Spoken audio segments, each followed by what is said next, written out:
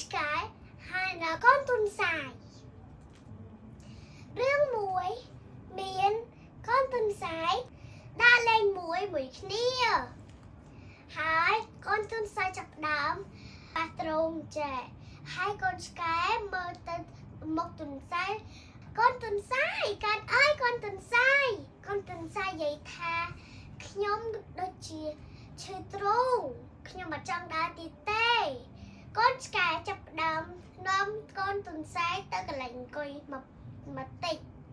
ហើយពេលដែលកូនទុនសាយដល់នឹងកូនទុនសាយចាប់ផ្ដើមជប់ប៉ះទ្រូងហើយចាប់ផ្ដើមអង្គុយធម្មតាពេលកូនឆ្កែឃើញអញ្ចឹងកូនឆ្កែថាអេកូនទុនសាយតោះដើរទៅទៀតអីតោះហើយកូនទុនសាយថាអូខេហើយកូនទុនសាយចាប់ផ្ដើមងើបឈរហើយដើរឡើងទៅដល់ព្រៃមួយគ្នាអាខ្លះនៅនឹងមានឆ្កែចចចឹងពេលកូនឆ្កែលឿនចឹងហើយនឹងកូនទុនសាយលឿនចឹងពេលលឺចឹងទៅហើយពេលកូនទុនសាយហើយនឹងកូនឆ្កែលឿនចឹងរត់ទៅបាត់រត់ចេញក្រៅព្រៃរត់ទៅខុសផ្លូវរត់ទៅផ្លូវផ្ទះកូនសមោចហើយនឹង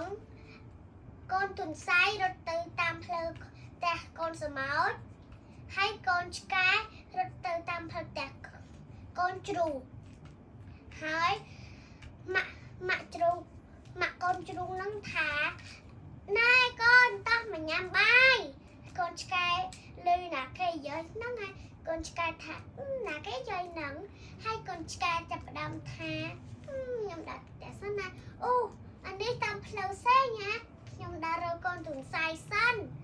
ហើយតែពេលដែលចាប់ផ្ដើមទុនសាយម្ដងកូនទុនសាយហ្នឹងវាដើរចុះដើរឡើងពេញនឹងដល់ផ្ទះសមោចម៉ាក់សមោចថាតោះកូនតោះទៅរកអីញ៉ាំហើយតែពេលកូនទុនសាយលឿនចឹងទុនសាយថាណាគេជ័យហ្នឹងហើយតែពេលទុនសាយថាអញ្ចឹងទុនសាយរត់ទៅបាត់ពេញនឹងទុនសាយចាប់ផ្ដើមនិយាយថាខ្ញុំដល់ផ្ទះមួយកូនឆ្កែសិនណានេះខុសផ្លូវខ្ញុំរកកន្លែងចេញសិនណាអត់មានកន្លែងចេញទេនេះតាមផ្លូវណាទេកូនទុនសាយថាអញ្ចឹងហើយពេលកូនទុនសាយលឺចឹងកូនទុនសាយកូនទុនសាយគាត់អញ្ចឹងគាត់ក្នុងខួរក្បាលថាកូនឆ្កែនៅណាហើយកូនឆ្កែពេលរស់ផ្លូវទៅតែអត់ឃើញគាត់ចង់ដែរហើយគិតពីកូនទុនសាយកូនឆ្កែគិតពីកូនទុនសាយថាកូនទុនសាយនៅតាមផ្លូវណាវើយកូនទុនសាយគិតថាកូនឆ្កែនៅណាកូនទុនសាយប្រាប់ថាកូនឆ្កែនៅណាវើយហើយទៅពេលទៅកូនឆ្កែលឺកូនទុនសាយនិយាយខ្លាំងពេកកូនទុនសាយទៅតាមផ្លូវខ្លាំងហ្នឹងបាយបាយចប់ហ่ะចា Okay thank you បាយបាយ